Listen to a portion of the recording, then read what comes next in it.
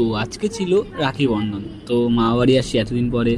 বোন ওরা সবাই বলছে যে আজকে রাখি পরাবে, তাই ওদের জন্য গিফট টিপ নিয়ে একদম চলে আসলাম। ওই সবাই বসে আছে, ভাইও বসে আছে, বোনও বসে আছে।